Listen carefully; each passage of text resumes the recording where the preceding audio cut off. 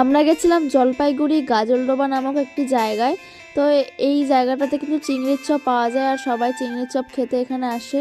আমরা যেদিন সিটং গেছিলাম তো বাড়িতে ফেরার পথে এই রাস্তা দিয়েই আমরা যাচ্ছিলাম, তো সবাই বলল যে এখানকার বাজারটা একটু ঘুরে দেখবে।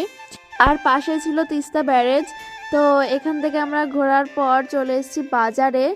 এখানে কিন্তু বিকেল থেকেই বাজারটা বসে পড়েছে আর মানুষজনও বাজার করতে চলে এসছে। খুব টাটকা টাটকা সবজি ছিল আর ছিল টাটকা টাটকা মাছ। আর এখানে দেখো বিভিন্ন চিংড়ির চপ বিক্রি করা হচ্ছে। আর দেখে মনে হচ্ছে যে আমরা দীঘাতে চলে এসেছি। দীঘা যেরকম চিংড়ির চপ মাছের চপ বিক্রি করে সেরকম একই লাইন ধরে কিন্তু এই চিংড়ির চপ বা পকোড়া এই সমস্ত দোকান ছিল। তো আমার তো মনে হচ্ছিল যে আমি দীঘাতে চলে এসেছি, তো না, এটা হচ্ছে জলপাইগুড়ির গাজলডোবা নামক একটা জায়গা। যাই হোক, বাজারটা ঘোরার পর আমরা এখান থেকে কিছু ফাস্টফুড খেয়ে নিয়েছিলাম আর খেয়েছিলাম এখানকার চিংড়ির চপ।